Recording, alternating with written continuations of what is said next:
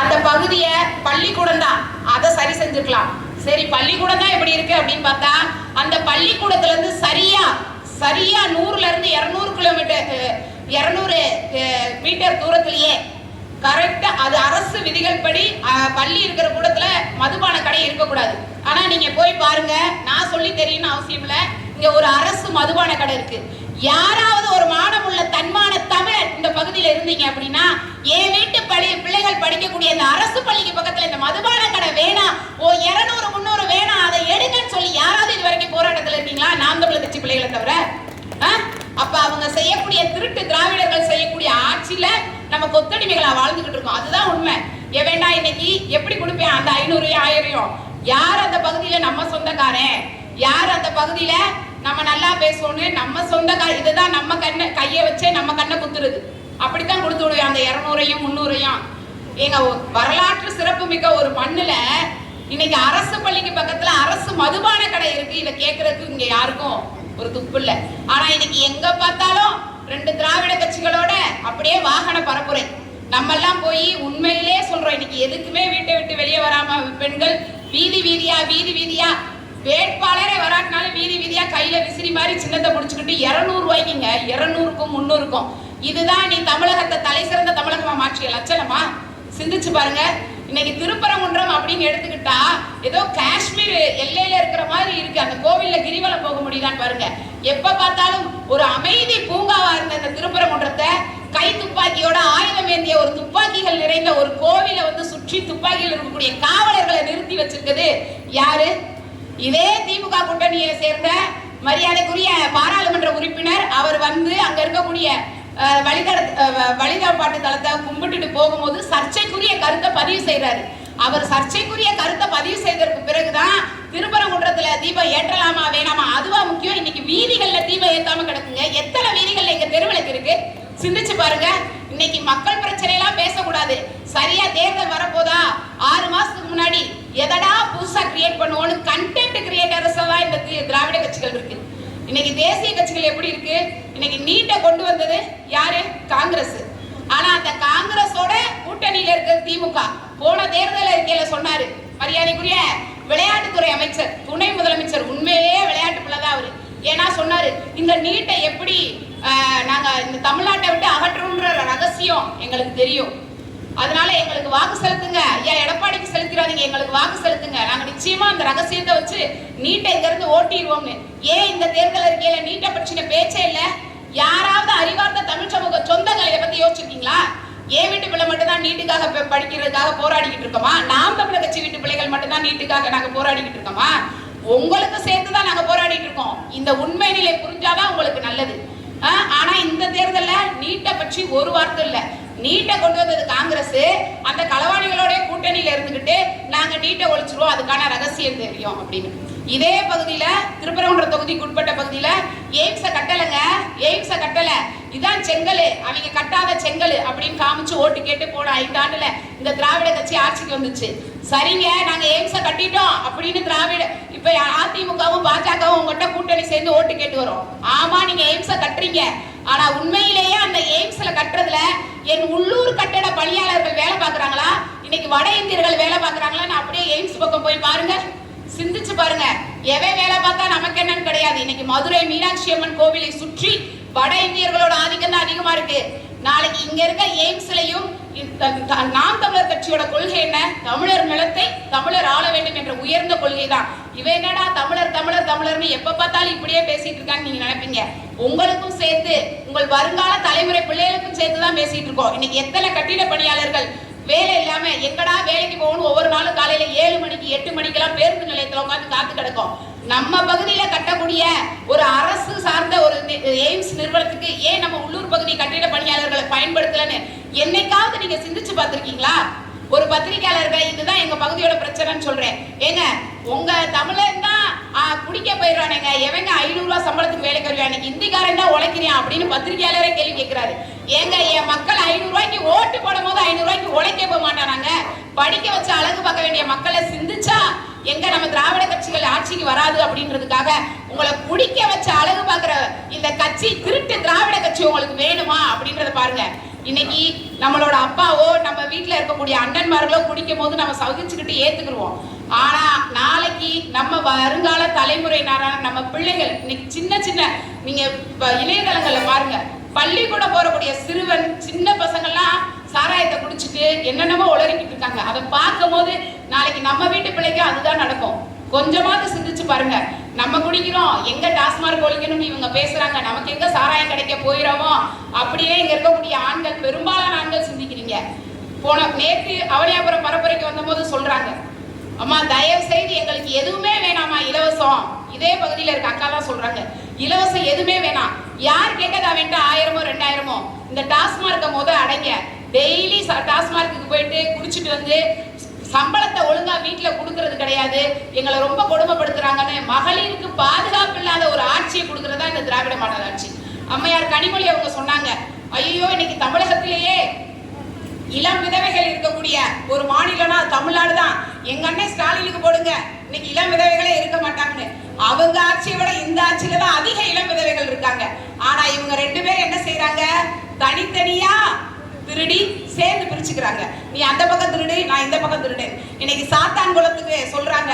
அன்னைக்கு அதே மு.க. ஸ்டாலின் ஐயா அவர்கள் சொன்னாங்க, முதல்வர் மரியாதைக்குரிய முதல்வர் சொன்னாரு, இன்னைக்கு அதிமுகவோட ஆட்சி சாத்தான்களி ஆட்சி, அதுக்கு சாத்தான் குளமே சாட்சின்னு சொல்லிதான் ஜெயிச்சாங்க. ஆனா இதே திருட்டு திராவிட முன்னேற்ற கழகத்தோட ஆட்சியில இன்னைக்கு மறந்துட்டோம் நம்ம எல்லாரும். இதே திருப்பவனம், நம்ம பகுதிக்கு பக்கத்துல இருக்கக்கூடிய திருப்பவனத்துல தம்பி அஜித்குமார் எப்படி இறந்தாரு, காவல் நிலைய மரணம் தானே. நாங்க சொல்றோம், இன்னைக்கு திருட்டு திராவிடர்களோட ஆட்சி, அதுக்கு திருப்பவனம் தம்பி அஜித்குமாரின் கொலையே சாட்சி நாங்க சொல்றோம். எல்லா ஆட்சியிலும் ஒண்ணுதாங்க, எல்லா ஆட்சியிலும் ஒண்ணுதான்.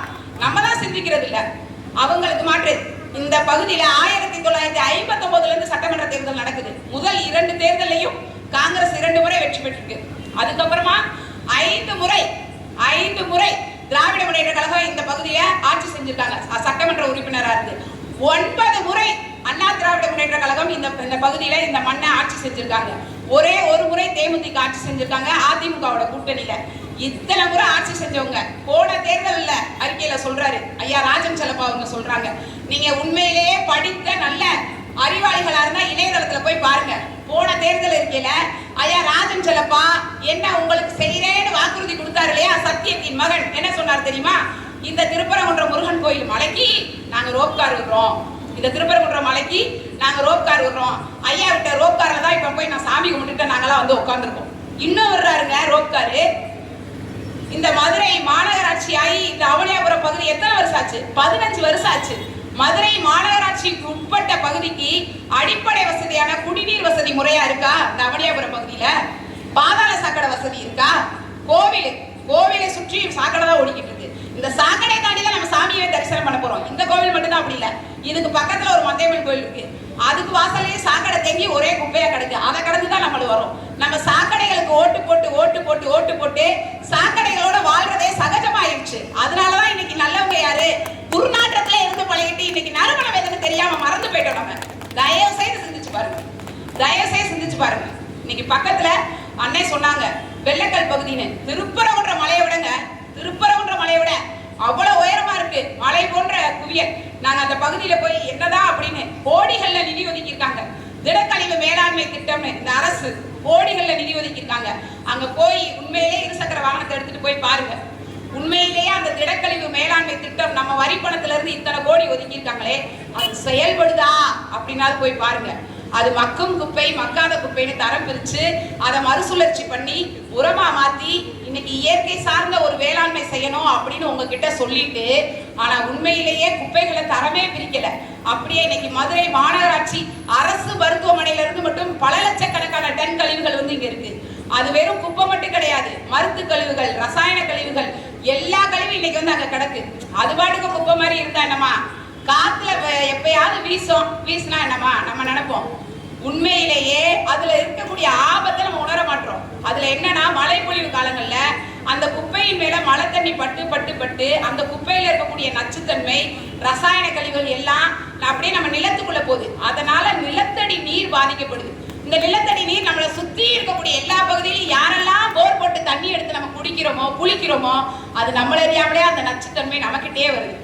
அந்த வெள்ளக்கல் பகுதியில தான் இன்னைக்கு மதுரை முழுக்க இருக்கக்கூடிய காய்கறி சந்தைக்கு நம்ம எந்த உணவுப் பொருள் சத்துன்னு சாப்பிட்றோமோ, காய்கறியும் கீரையும், அங்க விளையிற கீரை அது நச்சுத்தன்மையில விளைந்த கீரைன்னு தெரியாம ஒவ்வொரு நாளும் நம்மள அறியாமலே விஷத்தை சாப்பிட்டுக்கிட்டு இருக்கோம். யாராவது சிந்திச்சிருக்கோமா? அந்த வெள்ளக்கல்ல விளையிற கீரை போய் பாருங்க. நாங்க ஏதோ நாம் தமிழர் கட்சி இன்னைக்கு கூட்டம் போட்டோம், மேடை போட்டோம், இந்த திராவிட கட்சிகளை திட்டுறதுக்காக ஏதோ ஒண்ணு சொல்லிட்டு போறோம் இல்ல. எல்லாமே நாங்க ஆய்வு பண்ணி தொடர்ந்து களப்பணி செய்து உண்மையிலே இந்த மக்களுக்கான பிரச்சனை என்ன, உண்மையிலேயே இந்த மண்ணுக்கான பிரச்சனை என்ன அப்படின்றத சிந்திச்சு எல்லாத்தையும் சரி பண்ணிட்டு ஆராய்ச்சி பண்ணிட்டு தான் நாங்க உங்ககிட்ட பேசுறோம். இதுக்கான மாற்று திட்டங்கள் எங்கிட்ட இருக்கு. மாநகராட்சிக்கு உட்பட்ட பகுதியில குப்பை தொட்டி எங்கேயாவது இருக்கா நீங்க பாக்குறீங்களா? வீதிகள் தோறும் ஒரு குப்பை தொட்டி, இதெல்லாம் அடிப்படை வசதி. மாநகராட்சிக்கு உட்பட்ட பகுதிகளில் நம்ம கடைக்கு வரி கட்டுறோம், வணிக வரி, வீடுகளுக்கு வரி கட்டுறோம், சொத்து வரி, குழாய்களுக்கு வரி கட்டுறோம், அது குழாய் வரி, எல்லா வரியும் கட்டுறோம். இன்னைக்கு ஒரு கவுன்சிலருங்க, கவுன்சிலரா இருந்து மேயரா தேர்ந்தெடுக்கப்பட்டவங்க, ஆனா சொல்லுவாங்க இல்லையா, சர்க்காரிய கமிஷனரே சொல்லியிருக்கு இல்லையா, இன்னைக்கு கலைஞர் மாதிரி நூதனமா திருட முடியாதுன்னு. அவர்கள் வழிவந்தவர்கள் இல்லையா. 200 கோடி ஊழல் இன்னைக்கு மதுரை மாநகராட்சி ஊழல் மட்டும். ஒரு கவுன்சிலர் 200 கோடி ஊழல்னா நினைச்சு பாருங்க, ஒரு எம்எல்ஏ எவ்வளவு ஊழல் பண்ணுவாங்க, ஒரு அமைச்சர் எவ்வளவு ஊழல் பண்ணுவாங்கன்னு. நம்ம வரி பணத்தை வச்சு நமக்கு அடிப்படை வசதிகள் செய்து கொடுக்காம இன்னைக்கு தொகுதி மேம்பாட்டு நிதி ஒரு சட்டமன்ற உறுப்பினருக்கு ஆண்டுக்கு 3 கோடி, அப்ப 5 ஆண்டுக்கு 15 கோடி நிதி.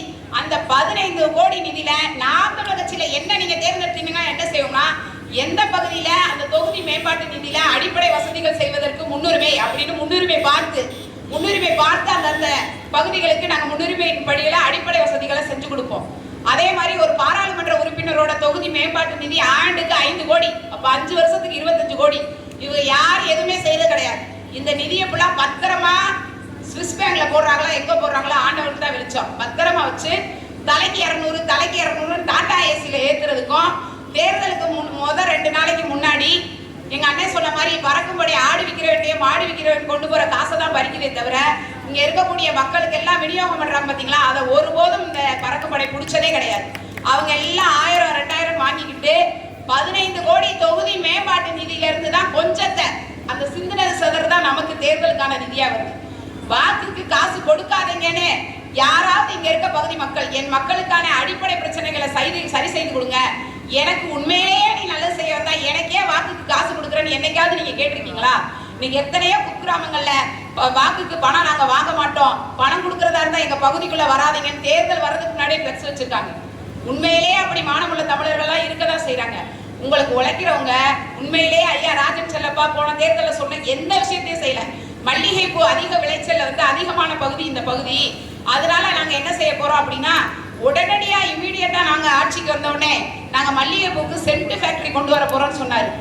9 முறை அதிமுக ஆட்சியில இருந்தக்கூடிய இந்த மண்ணு, 5 முறை திமுக ஆட்சியில இருந்த மண்ணு, இதுவரைக்கும் சென்ட் ஃபேக்டரிக்கான ஒரு செங்கலை கூட நட்டதில்லை. நாங்க சொல்றோம், உண்மையிலே இந்த விவசாயிகளுக்கான அடிப்படை பிரச்சனைகள் என்ன, அவங்களோட தேவைகள் என்னன்னு ஒரு தடவை கூட காது கொடுத்து கேட்காத ஒரு கேடுகட்ட ஆட்சியின் கீழே தான் இத்தனை நாளா நம்ம இருந்திருக்கோம். அந்த மக்கள் இவருக்கு வந்தாலாவது நமக்கு சென்ட் ஃபேக்டரி வராதா? எதுக்காக சென்ட் ஃபேக்டரி?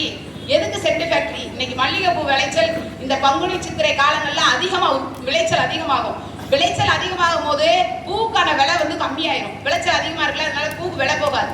அப்படி பூ விலை போகலைனாலும் ஆனா பூ விளைச்சலை உற்பத்தி செய்யக்கூடிய ஆகக்கூடிய கூலி அதிகமா தான் இருக்கும், எப்பயும் ஒரே மாதிரி தான் இருக்கும். அப்ப கொடுக்குற கூலியை விட இந்த பூவுக்கான காசு கம்மியா இருக்கேன்னு என் விவசாயிகள் ஒவ்வொருவரும் கண்ணீரோடு வைக்கக்கூடிய வேதனை எங்களுக்கு வருடம் முழுவதும் ஒரே சீரான மல்லிகைப்பூ விளைச்சலை நாங்க சென்ட் ஃபேக்டரி கொடுத்தோம்னா எங்களுக்கு அதன் மூலமா நாங்க வருவாய் ஈட்டுவோம்னு நீண்ட நாள் கோரிக்கை. இதுவரைக்கும் அரசு அது குறித்து என்னைக்காவது இந்த சட்டமன்ற உறுப்பினரை நீங்க தேர்ந்தெடுத்தீங்களே 1000 2000 வாங்கிக்கிட்டு யாராவது ஒருத்தர் இடைத்தேர்தல் அதிமுக திமுக மாறி வாக்களிச்சிங்களே, யாராவது ஒருத்தர் உங்களுக்காக என் பகுதி மக்களோட நீண்ட நாள் கோரிக்கை மல்லிகை பூக்குன்னு சென்ட் ஃபேக்டரி கட்டுறோம் ஐயா எங்களுக்கு நிதி கொடுங்கன்னு ஒரு தடவையாவது பேசியிருப்பாரா?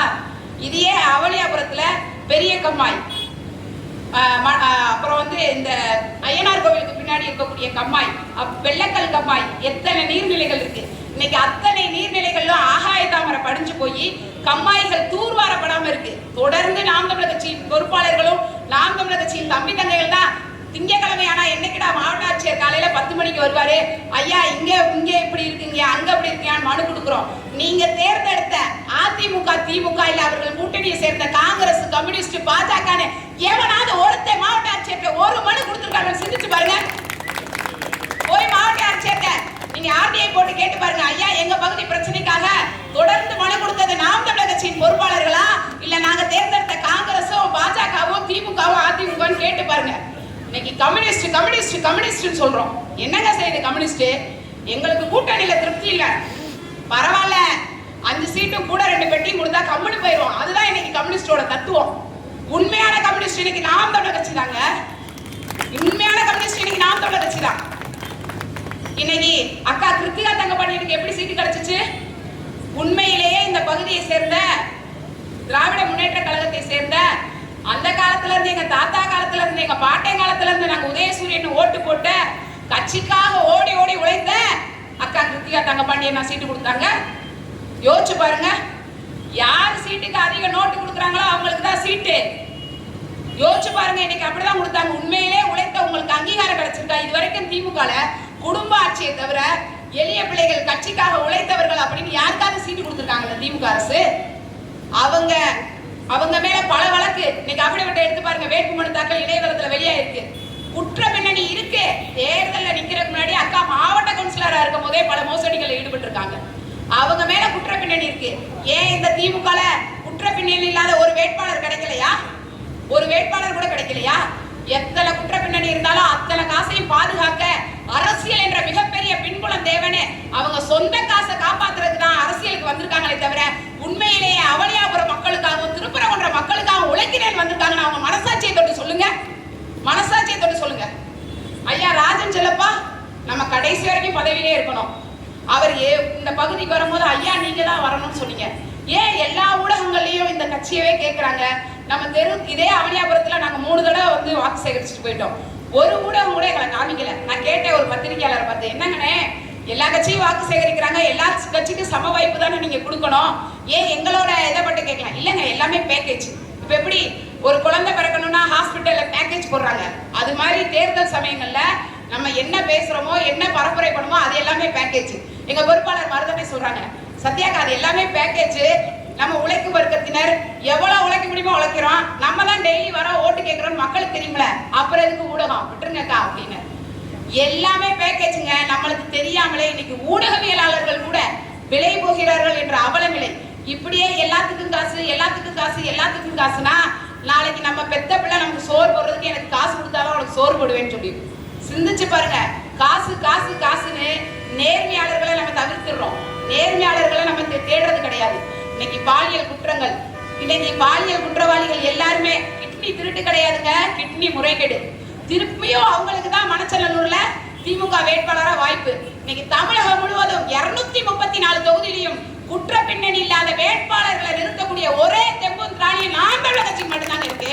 வேற எல்லா கட்சியும் எடுத்து பாருங்க குற்ற பின்னணி இருக்கான்னு.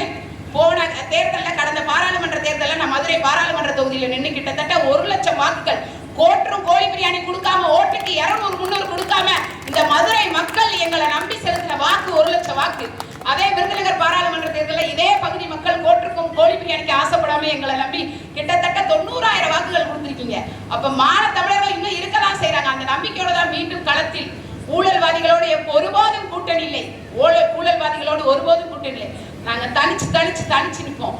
தனியா நின்னாலும் நாங்க தனித்துவமா நிக்கிறோன்றதை இந்த மக்கள் மறந்துடக்கூடாது. எப்பவுமே நாங்க யூனிக்காதான் இருப்போம். புதுசா வந்திருக்காருல அண்ணன் விஜய் நிர்மல்குமார் அண்ணன் சொல்றாரு, என்னதான் எங்கதான் படிச்சாருமே தெரியல, நாங்க 40% வாக்கு வாங்கிடுவோம் பேசியிருக்காரு. 40% வாக்கு வாங்கிடுவோம். எங்க அண்ணன் விஜய் வாக்கு தான் உங்களுக்கு வந்ததுனால எங்க விஜய் ரசிகர்கள்லாம் நாம் தமிழர் கட்சிக்கு ஆதரவு தெரிவிச்சதுனாலதான் நீங்க 8%. ஏன்னா 40% நீங்க வாக்கு வச்சிருக்கீங்க, நாம் தமிழர் கட்சிக்கு நாங்க வாக்கு சதவீதம் கம்மியா இருக்கீங்க. உண்மையிலே விஜய் ரசிகர்கள்லாம் நாம் தமிழர் கட்சிக்கு வாக்கு செலுத்தினா நாங்க 48% வந்திருக்கலாம். நீ எந்த பள்ளிக்கூடத்துல படிச்ச? உண்மையிலே கேட்கிறேன், யாரா யோசிச்சிருக்கீங்களா? வாய்க்கு வரதெல்லாம் சொல்லி விட்டு போறது. எங்களுக்கு தேசியமும் தமிழ் தேசியமும் திராவிடமும் இரு கண்கள். ஒண்ணு நான் அசைவம் சொல்லிட்டு நல்லா கறிக்குழம்பை கருவாட்டு குழம்பை ஊத்தி தின்னுட்டு போய்கிட்டே இந்த திராவிட கட்சிகள் மாதிரி அவங்க என்னைக்குமே தமிழ் தேசியம் பக்கம் வரவே மாட்டாங்க. நாங்க திராவிடர்கள் நின்னுக்கிறாங்க. இவன் புதுசா வந்தது என்ன சொல்றேன்னு அவனுக்கே புரிய மாட்டேங்குது. எங்களுக்கு இந்த கண்ணு கருவாட்டு குழம்புங்க, இல்லைங்க நாங்க கருவாட்டு குழம்புல கொஞ்சம் ஐயர் வீட்டு நெய் சாம்பாரே ஊற்றி சாப்பிடுவோன்றது. என்ன காம்பினேஷன் எங்களுக்கே ஒன்றும் புரியல. என்ன காம்பினேஷன்? உண்மையிலேயே ரசிகர் மன்றம்னு இந்த விஜய் கட்சிக்காக உழைச்சாருன்னா, தூத்துக்குடியில சகோதரி அஜித்தா எங்க அண்ணன் விஜய பார்க்கணும் காருக்கு முன்னாடி விழுந்தப்ப கண்ணாடி இறக்கி விட்டு சகோதரி அஜித்தான் கையை பிடிச்சு தூக்கி இருந்தாருன்னா, இன்னைக்கு அந்த விஜய் கட்சியில பெண்களுக்கான பாதுகாப்பு இருக்கு நாங்களே மேடை போட்டு சொல்லுவோம். இன்னைக்கு தமிழகத்துல எல்லா கட்சிகளும் 234 தொகுதியில 20 சீட்டு, 18 சீட்டு, 10 சீட்டு அப்படின்னு கொடுக்குது. இன்னைக்கு சமத்துவம், சமூக நீதி, பெண்களுக்கான பாதுகாப்பு, பெண்களுக்கான நல்லாட்சின்னு பேசுற எந்த கட்சியுமே குறைஞ்சபட்சம் ஒரு 23 சீட்டு கூட கொடுத்தது கிடையாது. ஆனா நாம் தமிழர் கட்சி ஆணும் பெண்ணும் நிகரன கொள்வதால் உலகம் அறிவில் உங்க தலைக்கு மணிய பாட்டை பாரதி சொன்ன பாத்தீங்களா? அவை வழி வந்த பிள்ளை எங்க அண்ணன் செந்தமிழன் சீமான் அவர்கள் 117 ஆண்கள் 117 பெண்கள் 2 பேருக்கு சம வாய்ப்பு கொடுத்து, என்னடா பொம்பளை பிள்ளை நிப்பாட்டி கைவெல்லாம் என்னடா செய்வா டம்மி வேட்பாளர்னு வாங்க தெரியாதவங்க ஒவ்வொன்றும் 117 ஆண் புலியை விட பெண் புலி வேகமா பாயுன்றதை நீங்க சட்டமன்றத்துல நிச்சயமா பாப்பீங்க. ஒரே ஒரு முறை நாங்க கேட்கறதெல்லாம் ஒரு வாய்ப்பு தான். உண்மையிலேயே இந்த மண்ணையும் மக்களையும் நேசிக்கிற நாங்க களத்துல இன்னைக்கு முனைவர் பட்டம் பெற்றிருக்கேன், வணிகவியல் துறையில பேராசிரியரா இருக்கேன், யாதவர் கல்லூரியில 10 ஆண்டுகளுக்கு மேலாக பேராசிரியர், நல்ல மாணவர்களை உருவாக்கியிருக்கேன். தொடர்ந்து மின்கட்டண உயர்வா நாம் தமிழர் கட்சி களத்துல போராடி இருக்கோம். இதே கப்பலூர் பக்கத்துல இருக்க டோல்கேட் எடுக்கணுமா, நாம் தமிழர் கட்சி சார்பா போராடி இருக்கோம். டங்ஸ்டன் போராட்டமா வேலூர்ல போய் நாம் தமிழர் கட்சி சார்பா குரல் கொடுத்திருக்கோம். இந்த மண்ணுக்காகவும் மக்களுக்காகவும் தொடர் போராட்டத்துல நாங்க தொடர்ந்து களத்துல இயங்குறேன்ற ஒத்த காரணத்துக்காக தான் எனக்கு சீட்டே தவிர எங்க அப்பா அரசியல்வாதினோ நான் கோடீஸ்வரினோ எனக்கு சீட்டு கிடையாது. உண்மையிலேயே இந்த தளத்துல மக்களையும் மண்ணையும் நேசிக்கக்கூடிய எளிய பிள்ளைகளுக்கு மட்டும்தான் அண்ணன் வாய்ப்பு கொடுக்குறாரு. உங்க வீட்டு பிள்ளை உங்களை மாதிரி கார்ல போறவனுக்கு தரையில என்ன நடக்குதுன்னு தெரியாது, தனி விமானத்துல போறவனுக்கு இங்க என்ன நடக்குதுன்னு தெரியாது, திரையில நடக்கிறவனுக்கு தரையில என்ன நடக்குதுன்னு தெரியாது. ஒரு முறை சிந்திச்சு இன்னைக்கு கூட்டம் காட்டுறது எல்லாமே 200 ரூபாய் கூட்டம், 300 ரூபாய் கூட்டம். கூட்டமா இருக்கிற பக்கம் நம்ம போயிடணும், தயவு செய்து நிக்காதீங்க. இன்னைக்கு இங்க இருக்கக்கூடிய இந்த கூட்டங்கள் அனைத்தும் காலையில வேலைக்கு போயிட்டு நாங்க ஒரு டீ கூட வாங்கி கொடுக்க மாட்டோம். ஆனா சத்யாக்கா டீ கூட வாங்கி கொடுக்க மாட்டாங்க. ஆனா சத்யாக்கா தொடர்ந்து நம்ம கொள்கைகளை பேசுறாங்கன்னு கேட்கறதுக்கு வந்திருக்காங்க. பாத்தீங்களா? இந்த தன்மான கூட்டம், தத்துவ கூட்டம், லட்சிய கூட்டம் நாம் தமிழர் கட்சியோட கூட்டங்க. இந்த கூட்டத்துக்கு தான் நீங்க வாக்கு செலுத்தணும். இன்னைக்கு நாம் தமிழர் கட்சி இலவசங்களுக்கு எதிரானவர்கள். உங்களுக்கு ஓட்டு போட்டா 1000 ரூபாய் தர மாட்டீங்களாம்ல? உங்களுக்கு ஓட்டு போட்டா 2000 ரூபாய் தர மாட்டீங்களாம்ல? ஆமாங்க, நாங்க தர மாட்டோம். எதுக்கு தரணும்? நீங்க ஒரு தனியார் பள்ளியில அரசு பிள்ளைக்கு குறைந்தபட்சம் ஒரு எல்கேஜி சேர்க்கணும்னா 35,000 ஃபீஸ் கட்டுவீங்க. தனியாரால ஒரு பள்ளிக்கூடத்தை சிறப்பா நடத்த முடியும்னா ஏன் அரசால நடத்த முடியாது? அரசால ஏன் நடத்த முடியாது? அரசு தானே தனியாருக்கே அனுமதி கொடுக்குது. நீ பள்ளி நடத்து, உன் பள்ளிக்கு இது தகுந்த இடம், உன் பள்ளிக்கு வைங்க, இதுதான் சரியான விளையாட்டு மைதானம் அனுமதி கொடுத்து நடத்துற தனியாரால சிறந்த பள்ளிக்கூடங்களை நடத்த முடியும்னா, அனுமதி அளிக்கக்கூடிய இடத்துல இருக்கக்கூடிய அரசால தனியார் பள்ளியோட சிறந்த தரமான கல்வியை கொடுக்க முடியும். நாம் தமிழர் கட்சி சொல்றோம். நாங்க கொடுக்கக்கூடியது இலவச தரமான அனைவருக்கும் சமமான கல்வி, அனைவருக்கும் இலவச தரமான மருத்துவம். இன்னைக்கு கலைஞர் உடம்பு இல்லையா, உடனே காவிரி மருத்துவமனை, உடனே அப்பல்லோ மருத்துவமனை. நாங்க ஆட்சிக்கு வந்தோம்னா ஆட்சியாளர்களும் அதிகாரிகளும் அரசு மருத்துவமனையில தான் இன்னைக்கு மருத்துவம் பார்க்கணும்னு சட்டம் கொண்டு வருவோம். ஏன் அப்படின்னா ஒரு IAS போய் அரசு மருத்துவமனையில வரானா அப்பதான் தொடப்பியா சுத்தம் பண்ணுவியான். எப்பவுமே சுத்தமாவும் சுகாதாரமும் எந்த ஆட்சியாளர் எப்போ உடம்பு இல்லைன்னு வருவானோ, எந்த ஏழை எப்போ உடம்பு முடியலன்னு வந்தாலும் எப்பயும் சுத்தமான சுகாதாரமான மேம்பட்ட ஒரு இலவச மருத்துவத்தை இலவசமாக தருவோம் என்ற உயர்ந்த நோக்கத்தை கொண்டு வருதான் நாம் தமிழர் கட்சி. இன்னைக்கு ஒரு குடம் தண்ணி 15 ரூபான்னு சொல்றாங்க. அந்த 15 ரூபா தண்ணி இன்னைக்கு சுத்தமான தண்ணியா? சிந்திச்சு பாருங்க. 15 ரூபா தண்ணி இன்னைக்கு சுத்தமான தண்ணியா? தொடர்ந்து அந்த தண்ணியின் மூலமா தான் நமக்கு நோய் தொற்று வருது. இங்க இருக்கக்கூடிய குப்பைகள் மூலமா தான் நமக்கு நுரையீரல் தொற்று ஏற்படுது. இன்னைக்கு கேன்சர்ன்ற ஒரு கொடிய நோய் இன்னைக்கு தமிழகம் முழுவதும் பரவலா இருக்கு. அதுக்கு காரணம் நம்மள அறியாமலே நம்ம சாப்பிடக்கூடிய நஞ்சு உணவுகள். தான் வீட்டு பிள்ளைங்க நல்லா இருக்கணும், நமக்கெல்லாம் விஷத்தை கொடுத்துட்டு அவெல்லாம் ஆர்கானிக் ஃபுட்டு, இயற்கை உணவுன்னு வாங்கி சாப்பிட்டுட்டு இருக்கான். சிந்திச்சு பாருங்க மக்களே. தொடர்ந்து இந்த தளத்துல நம்மளை ஏமாத்திக்கிட்டு இருக்க இந்த ஊழல்வாதிகளுக்கு நம்மளோட வாக்கா, இல்ல தொடர்ந்து இந்த தளத்துல மக்களை நேசிக்கிற, மக்களுக்காகவும் மண்ணுக்காகவும் தொடர்ந்து உழைக்கிற நேர்மையான பிள்ளைகளுக்கு உங்களோட வாக்கான்னு சிந்திச்சு பாருங்க. இந்த அவனியாபுரம் மண்ணில இருந்து சொல்றேன். உண்மையிலேயே இந்த ஐயனார் கருப்புசாமி எப்படி காவல் தெய்வமா இருந்து உங்களை காப்பாத்துவாரோ, உண்மையிலேயே நாங்கள் ஆட்சிக்கு வந்தால் இங்க இருக்கக்கூடிய நீர்நிலைகள் பாதுகாக்கப்படும். மதுரை மாநகராட்சியில் இருக்க எல்லா கழிவுகளும் இங்கதான் கலக்குது. PWD அதிகாரிகளுக்கு போன் பண்ணி கேட்கிறோம், ஐயா யாருமே கேட்க மாட்டாங்கய்யா, நீங்க மட்டும் ஏங்கய்யா தொடர்ந்து மனு போட்டுக்கிட்டு எங்களை தொந்தரவு பண்றீங்க, நீங்களும் கண்டுக்காதீங்கயா அப்படிங்கிறாங்க. அந்த தண்ணி தானே நம்ம வீட்டு பிள்ளைகள் சாப்பிடுறாங்க, அந்த தண்ணியில விளையிற காய்கறிகள் தானே நம்ம சாப்பிடுறோம், அந்த தண்ணியில விளையிற கீரைகளை தானே நம்ம பிள்ளைய சாப்பிடுதுன்ற அச்சம் எங்களுக்கு இருக்கு. இந்த மண்ணுல பிறந்துட்டோமே, நம்ம இப்படிலாம் அவங்கள விட்டுட்டு போக முடியாதேன்னு அன்னை செந்தமிழன் சீமான் சொல்றாங்க. நாங்க ஒண்ணுமே இல்லைங்க, 2% வாக்கு வச்சிருக்கவே இன்னைக்கு 10 சீட்டு கேட்கிறியா. ஒரு ராஜ்யசபா எம்பி கேட்கிறாங்க, 8.2% வாக்கு வச்சிருக்க நாங்க, எங்க அண்ணனுக்கு நடக்காத சீட்டு பேரமா நோட்டு பேரமா? எங்க அண்ணன் நினைச்சா எப்ப வேணாலும் போயிருக்கலாம். ஆனா அவனோட போனோம்னா கொள்கையோடும் கூட்டணியோடும் சமரசம் செய்யணும். ஒருபோதும் என் மக்களின் விடுதலைக்காக, என் மக்களின் மேன்மைக்காக எவனோடும் சமரசம் இல்லை என்று இந்த தளத்துல தனியா பயணிக்கிறோம் நாங்க. எவனோட ஏங்க அவனோட கூட்டணி போயிட்டு அவன் இல்ல இதுதான் எப்படிதான் அட்ஜஸ்ட் பண்ணி போகணும், அப்படியெல்லாம் வாழணும் அவசியம் இல்லை. மானம் உள்ள தமிழ் பிள்ளைகள் நாங்க உண்மையிலே உங்களுக்காக உழைப்போம். ஒரே ஒரு முறை நாங்கள் கேட்பதெல்லாம் ஒரு வாய்ப்பு தான். நீங்க எத்தனை முறை, நான் இத்தனை பட்டியலிட்டேன், எத்தனை முறை ஆட்சி இந்த திராவிட கட்சிகள் ஆண்டிருக்குன்னு. மக்களையும் மண்ணையும் நேசிக்கக்கூடிய உங்கள் பிள்ளைகளாக எங்களுக்கு நாங்க கேட்கறது ஒரே ஒரு வாய்ப்பு தான். இதற்கு மாற்று அதற்கு மாற்று இவர்கள் அப்படின்னு சொல்லி மாறி மாறி ஏமாறி கொண்டிருந்த நீங்கள், நாங்கள் கேட்க வேண்டியது ஒரே ஒரு வாய்ப்பு. காசு வாங்காதீங்க, அப்படி வாங்கினா கூட நேர்மையான பிள்ளைகளுக்கு வாக்கு செலுத்தணும் உயர்ந்த கொள்கையோடு. வருகின்ற ஏப்ரல் 23ஆம் தேதி காலையில வரிசை 2ல் இருக்கக்கூடிய ஏற்கனவே விவசாய சின்னத்திற்கு நீங்க வாக்கு செலுத்தி, விவசாயி வாழ்ந்தால்தான், விவசாயி தான் இந்திய நாட்டின் முதுகெலும்பு, விவசாயி தான் நாட்டின் ஆதாரம்னு சொல்லியிருக்காங்க இல்லையா. நீங்க உண்மையிலேயே தமிழ்நாட்டின் ஆதாரமா இருக்கக்கூடிய ஏற்கனவே விவசாய சின்னத்துக்கு வாக்கு செலுத்தி அவனியாபுரத்தை மட்டுமல்ல இந்த திருப்பரங்குன்றத்தின் தலைமுறை செய்வீங்கள் என்ற நம்பிக்கையோடு விடைபெறுகிறேன். இலக்கு ஒன்றுதான், இனத்தின் விடுதலை.